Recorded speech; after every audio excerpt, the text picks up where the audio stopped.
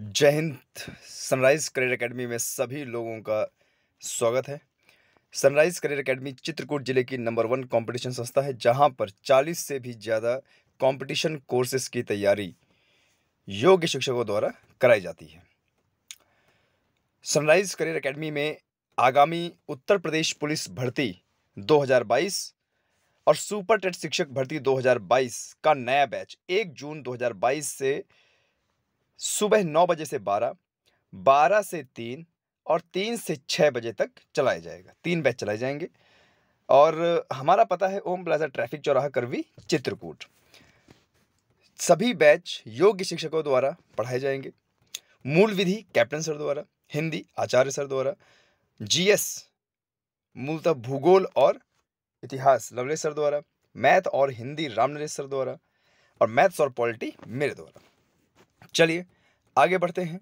Sunrise career academy में captain Santosh Kumar sir, captain S Kumar sir, जो कि सनराइज करियर एकेडमी के मैनेजिंग डायरेक्टर हैं, उनके नेतृत्व में भारतीय सेना की तैयारी कर रहे छात्रों का निःशुल्क फिजिकल चित्रकूट करवी चित्रकूट में कराया जाता है। सनराइज करियर एकेडमी में फिजिकल मेडिकल समय समय पे बच्चों को फिट किया जाता है।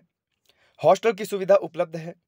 तो जो भी छात्र सनराइज करियर एकेडमी में निःशुल्क फिजिकल और मेडिकल या भारतीय सेना सशस्त्र सीमा बल उत्तर प्रदेश पुलिस की निःशुल्क तैयारी करना चाहता है, निःशुल्क फिजिकल की तैयारी करना चाहता है, वह सनराइज करियर एकेडमी को संपर्क करे। आगे बढ़ते हैं। आज का जो मेरा टॉपिक है वो आगामी लेखपाल पुलिस, लेखपाल हो गया, पुलिस हो गया, सुपर टेट हो गया, लेकिन मेरा जो मेन फोकस है वो भी लेखपाल में है। काफ़ी सारे बच्चे एकेडमी में भी और फ़ोन करके मैसेज करके मुझे बताया कि जो एक जीएस होता है, जीएस बच्चों का तैयार नहीं हो पा रहा है। तो चलिए आज इसी को तैयार करते हैं। मैं एक लंबी सीरीज़ लेके आया हूँ, जिसमें एक अच्छा खासा हमारा रिवीजन हो सकता है और कुछ काफ़ी प्रश्न यहाँ से आपके एग्ज़ाम में आ सकते हैं। तो चलिए यहीं से ही शुरू करते हैं। शिवाजी के संरक्षक एवं राजनीतिक गुरु कौन थे? दादाजी कौंडदेव। देखिए, शिवाजी यानी पेशवा बाजीराव आपने सुना होगा। मराठा साम्राज्य, मराठा साम्राज्य जो कि महाराष्ट्र में पनपा था और दक्षिण और मध्य और पूर्व पश्चिम और उत्तर की ओर इन्होंने अपना विस्तार किया था। सिख से भी इनके काफ़ी युद्ध हुए, आगे चल के इसका हम जिक्र करेंगे। तो शिवाजी के संरक्षक एवं राजनीतिक गुरु कौन थे? दादाजी कौंडदेव। शिवाजी के शासन में पेशवा किसको कहा जाता था? प्रधानमंत्री को। ठीक है, पेशवा बाजीराव बोलते थे ना। शिवाजी के आध्यात्मिक गुरु कौन थे? रामदास। शिवाजी के अष्ट प्रधान को जो प्रधान का जो सदस्य विदेशी मामले को देखरेख करता था, उसका क्या नाम था? सुमंत। शिवाजी की मृत्यु कब हुई? 12 अप्रैल 1680। शिवाजी के राज्य में आय का प्रमुख स्रोत क्या था? चौथ और सरदेशमुखी। ये एक तरीके का कर था जो वसूला जाता था जनता से। ध्यान दीजिएगा, ये काफी बार पूछा गया है कि चौथ किसके शासनकाल में वसूला जाता था? शिवाजी। हर साल वसूल किया जाने वाला कर था ये। शिवाजी का राज्याभिषेक कहाँ हुआ? रायगढ़, महाराष्ट्र। शिवाजी का राज्याभिषेक कब हुआ? 1674। ठीक है, आया समझ में? शिवाजी का जन्म कहाँ हुआ? शिवनेर किले में। शिवाजी का अंतिम सैन्य अभियान कौन सा था? कर्नाटक अभियान। राष्ट्रकूटों का पतन किसने किया? तैलप ने। आगे बढ़ते हैं। राष्ट्रकूट साम्राज्य का संस्थापक कौन था? दंती दुर्ग या दंती वर्मन 735-756। रायदासी संप्रदाय की स्थापना किसने की थी? रविदास ने। रामानुज के अनुयायियों को क्या कहा जाता है? वैष्णव। रामचरितमानस नामक ग्रंथ की रचना किसने की? ये बहुत ज्यादा एग्जाम में पूछा जाता है। तो नामक ग्रंथ की रचना किसने की? गोस्वामी तुलसीदास जी ने। रामचरितमानस के रचयिता किसके समकालीन थे? बादशाह अकबर के। ठीक है, तो थोड़ा सा ये इंपॉर्टेंट हो जाता है हमारे लिए। आगे, रामचरित की रचना किसने की? रामचरित की रचना किसने की? मतलब कहाँ पर हुई है, कौन सी नदी किनारे हुई है, या फिर इस तरीके से भी आ सकता है। ठीक है, इसमें थोड़ा सा जो है कंफ्यूजन है इस वाले में। जरा देखिए, रामचरितमानस ये बिल्कुल सही है, गोस्वामी तुलसीदास ने। ठीक है, रामचरित की रचना, अच्छा रामचरित अलग है, रामचरित मानस अलग है। संध्याकर नंदी ने। रामकृष्ण मिशन की स्थापना किसने की थी? ये बहुत एग्जाम में पूछा जाता है। ये हमारे राष्ट्रीय आंदोलन और नेशनल मूवमेंट और जो हमारा आधुनिक भारत है उसमें बहुत ज्यादा पूछा जाता है। रामकृष्ण मिशन की स्थापना किसने की? स्वामी विवेकानंद ने। रामकृष्ण मिशन की स्थापना कब हुई? 1 मई 1897 ईस्वी, बेलूड़ मठ कलकत्ता में हुई। रामकृष्ण परमहंस का मूल नाम क्या था? गदाधर चट्टोपाध्याय। आगे बढ़ते हैं। आधुनिक भारत। अब देखिए ये हमारा इंडियन नेशनल मूवमेंट के क्वेश्चन है बहुत सारे, जिसमें बहुत सारे क्वेश्चंस मैं श्योर हूं जितनी भी सीरीज में ला रहा हूं आगामी लेखपाल एग्जाम के लिए, इसमें बहुत सारे एग्जाम आपके पूछे जाएंगे, बहुत सारे क्वेश्चंस पूछे जा सकते हैं। आधुनिक भारत में हिंदू धर्म के सुधार का पहला आंदोलन कौन सा था? ब्रह्म समाज। आगे बढ़ते हैं। ब्रह्म समाज का विरोधी संगठन कौन सा था जिसने सती प्रथा व अन्य सुधारों का विरोध किया? धर्म सभा। धर्म सभा के संस्थापक कौन थे? राधाकांत देव। सती प्रथा का अंत कब हुआ? 1829 में। सती प्रथा के अंत में सबसे अधिक प्रयास किसका रहा? राजा राम मोहन रॉय। आर्य समाज की स्थापना कब हुई है? 1875 में। आर्य समाज की स्थापना किसने की है? स्वामी दयानंद सरस्वती। बहुत बड़े महापुरुष थे हमारे स्वामी दयानंद सरस्वती। आगे, ब्रह्म समाज की स्थापना कब हुई है? 1828 में। ब्रह्म समाज की स्थापना किसके द्वारा की गई है? राजा राम मोहन रॉय के द्वारा कलकत्ता में। आर्य समाज किसके विरुद्ध है? धार्मिक अनुष्ठान व मूर्ति पूजा के विरुद्ध है। देखिए ध्यान दीजिएगा, आईएएस पीसीएस में भी इसी तरह के क्वेश्चन पूछ लिए थे कथन के रूप में। 19वीं सदी में भारतीय पुनर्जागरण का पिता किसे माना जाता है? राजा राम मोहन रॉय को। थोड़ा सा इंपॉर्टेंट है ये, इसको देख लीजिएगा। राजा राम मोहन रॉय का जन्म कहाँ हुआ? राधानगर जिला वर्धमान में। आगे बढ़ते हैं। स्वामी दयानंद सरस्वती का मूल नाम क्या था? मूल शंकर। स्वामी दयानंद सरस्वती का मूल नाम क्या था? मूल शंकर।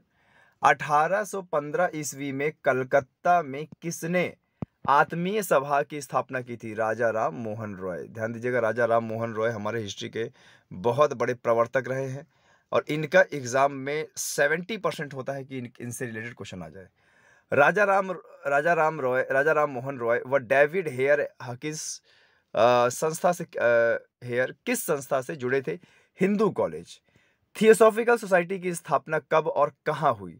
1875 न्यूयॉर्क में। यह भी इंपॉर्टेंट है, हमारे भारत से रिलेटेड था ये। थियोसॉफिकल सोसाइटी की स्थापना भारत में कब और कहां हुई है? 1882 में अडयार मद्रास में। सत्यार्थ प्रकाश की रचना किसने की है? दयानंद सरस्वती ने। एक बहुत इंपॉर्टेंट 19वां नंबर, वेदों की ओर लौटो का नारा किसने दिया था? दयानंद सरस्वती ने। ध्यान दीजिएगा, जब ऐसे कुछ नाम है जो हमारे लिए बहुत ज्यादा इंपॉर्टेंट है एग्जाम में, यही तो पूछता है, ये स्टैटिक जीके है जो कभी बदलने वाला नहीं है। रामकृष्ण मिशन की स्थापना कब हुई? 1896 से 1897, बेल्लूर कलकत्ता में। आगे बढ़ते हैं। रामकृष्ण मिशन की स्थापना किसने की? स्वामी विवेकानंद ने। राजा राम मोहन रॉय के इंग्लैंड जाने के बाद ब्रह्म समाज की बागडोर किसने संभाली? रामचंद्र विधावघीश ने। किसके प्रयासों से ब्रह्म समाज की जड़ें उत्तर प्रदेश, पंजाब, मद्रास में फैली? केशव चंद्र सेन। अलीगढ़ आंदोलन किसने चलाया था? सर सैयद अहमद खान। अलीगढ़ मुस्लिम विश्वविद्यालय की नींव किसने डाली? सर सैयद अहमद खान। ये भी एग्जाम में बहुत बार आता है। युवा बंगाल आंदोलन के नेता कौन थे? Henry Vivian Derozio. सत्य शोधक समाज, ये भी इंपॉर्टेंट है, किसने इसकी स्थापना की? ज्योतिबा फुले। किस धर्म सुधारक की मृत्यु भारत से बाहर हुई है? राजा राम मोहन रॉय। वहाबी आंदोलन का मुख्य केंद्र कहां था? पटना। मुस्लिम आंदोलन था ना ये। भारत में दास प्रथा को कब अवैध घोषित किया? 1843 में।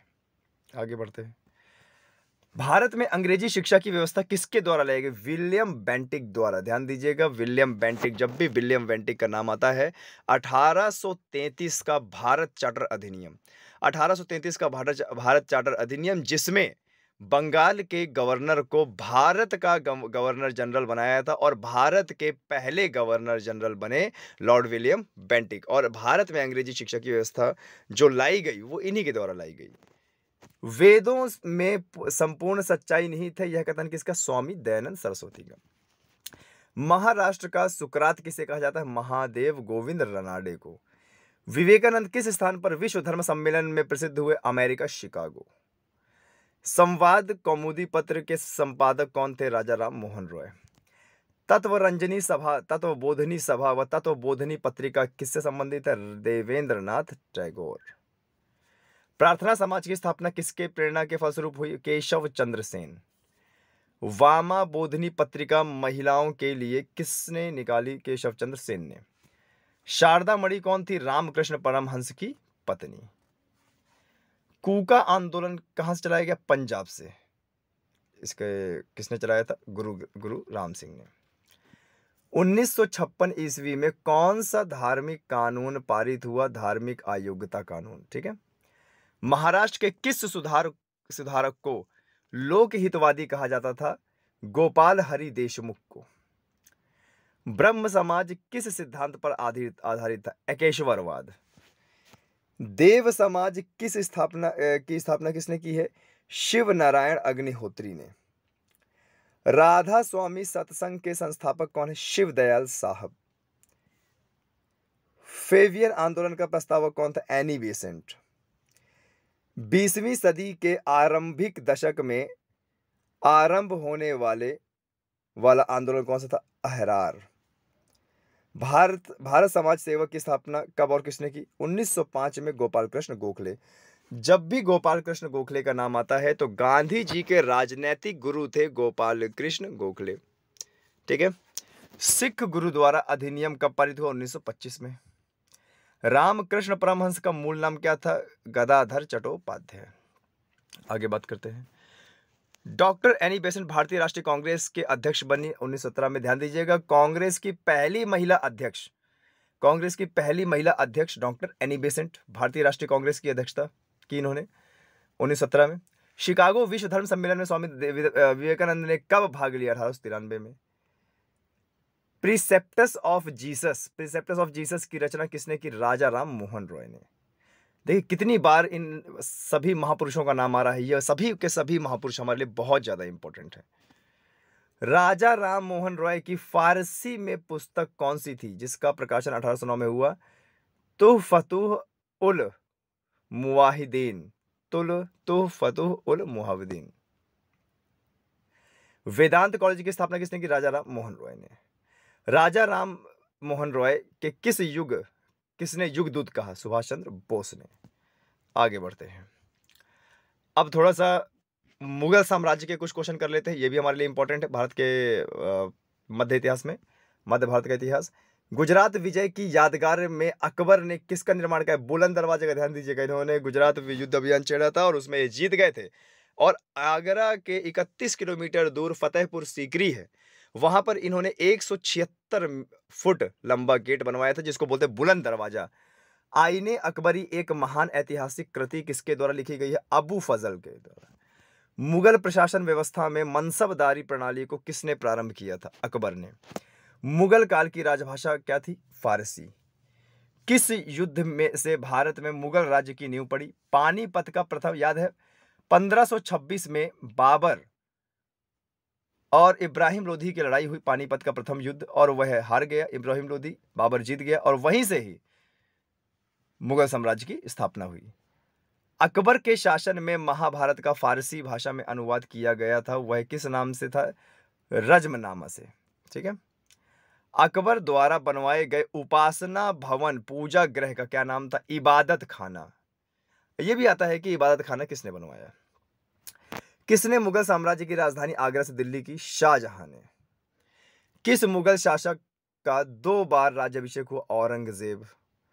हल्दी घाटी का युद्ध कब हुआ? 1576 में। ठीक है। आगे बढ़ते हैं। अब कुछ अपने भारत के बारे में पढ़ लेते हैं। भारत का राष्ट्रीय पशु कौन सा है? बाघ।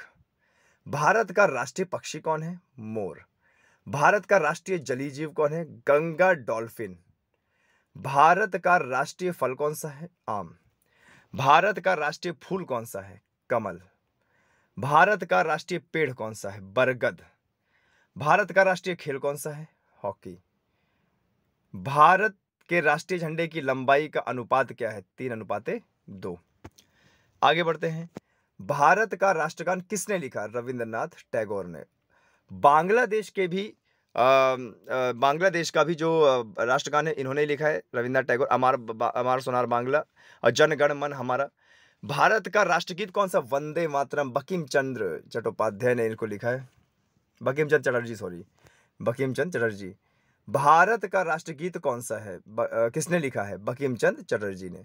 महात्मा गांधी को राष्ट्रपिता सबसे पहले किसने कहा? नेताजी सुभाष चंद्र बोस ने। और रविंद्रनाथ टैगोर ने इन्हें महात्मा कहा और बदले में इन्होंने रविंद्रनाथ टैगोर को गुरुदेव की उपाधि दी। हमारा राष्ट्रीय पंचांग कौन सा है? शक संवत। राष्ट्रगान की अवधि कितनी है? 52 सेकंड। अनुच्छेद, अब थोड़ा सा पॉलिटी की बात कर लेते हैं, संविधान की बात कर लेते हैं। अनुच्छेद 202 वार्षिक वित्तीय वितरण। अनुच्छेद 202 में क्या है? वार्षिक वित्तीय वितरण। अनुच्छेद 213 में विधानमंडल में अध्यादेश सत्यापित करने के राज्यपाल की शक्ति, ये निहित है। अनुच्छेद 214 में राज्यों के लिए उच्च न्यायालय, हर राज्यों का एक उच्च न्यायालय होगा। ये जरूरी नहीं है, 2 राज्यों का एक उच्च न्यायालय भी हो सकता है, और उच्च न्यायालय मुख्य न्यायाधीश जिसकी नियुक्ति राष्ट्रपति द्वारा होगी। अनुच्छेद 215 कहता है उच्च न्यायालयों का अभिलेख न्यायालय होना चाहिए। अनुच्छेद 216 कहता है उच्च न्यायालय का गठन होना चाहिए। अनुच्छेद 217 कहता है उच्च न्यायालय न्यायाधीश की नियुक्ति पद्धति शर्तें क्या होनी चाहिए। अनुच्छेद 217 उच्च न्यायालय न्यायाधीश की नियुक्ति पद्धति और शर्तें। अनुच्छेद 221 न्यायाधीशों का वेतन। अनुच्छेद 222 एक न्यायालय से दूसरे न्यायालय में न्यायाधीशों का अंतरण। अनुच्छेद 223 कार्यकारी मुख्य न्यायमूर्ति के नियुक्ति। अनुच्छेद 224 अन्य न्यायाधीशों की नियुक्ति। अनुच्छेद 226 कुछ रिट निकालने के लिए उच्च न्यायालय की शक्ति। आपको बता दें, आर्टिकल 226 के तहत अगर किसी भी व्यक्ति के मौलिक अधिकारों का हनन हुआ तो डायरेक्टली हाई कोर्ट जा सकता है। आर्टिकल 32 के तहत डायरेक्टली सुप्रीम कोर्ट जा सकता है। अनुच्छेद 231 2 या अधिक राज्यों के लिए एक ही उच्चतम न्यायालय, उच्च न्यायालय, नॉट उच्चतम। अनुच्छेद 233 जिला न्यायाधीश की नियुक्ति। आगे आपको बता दें, अनुच्छेद 241 संघ राज्य क्षेत्र के लिए उच्च न्यायालय। अनुच्छेद 243 पंचायत नगर पालिका एवं सहकारी समितियां। अनुच्छेद 244 अनुसूचित क्षेत्रों व जनजातीय क्षेत्रों का प्रशासन। अनुच्छेद 248 अवशिष्ट विधायी शक्तियां। अनुच्छेद 252 2 या अधिक राज्य के लिए सहमति से विधि बनाने की संसद की शक्ति। अनुच्छेद 254 संसद द्वारा बनाई गई विधियों और राज्यों के विधान मंडल द्वारा बनाए गए विधियों में असंगति। अनुच्छेद 256 राज्यों की और संघ की बाध्यता। अनुच्छेद 257 कुछ दशाओं में राज्यों पर संघ का नियंत्रण। अनुच्छेद 262 अंतरराज्यिक नदियों या नदी दूनों के जल संबंधी विवादों का न्याय निर्णय। अनुच्छेद 263 अंतरराज्यीय विकास परिषद का गठन। अनुच्छेद 226 संचित निधि। अनुच्छेद 267 आकस्मिक निधि, इमरजेंसी फंड जिसे बोलते हैं।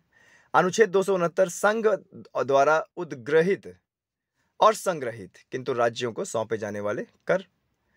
अनुच्छेद 270 संघ द्वारा इकट्ठे किए गए कर संघ और राज्यों के बीच वितरित किए जाने वाले कर। ठीक है, आगे बढ़ते हैं। ओके, तो आज का जीएस लगभग 80 से 90 जीएस है, यहां तक हमारा कंप्लीट हुआ। इसके बाद कल और सीरीज आएगी इसी समय पर। जय हिंद, जय भारत।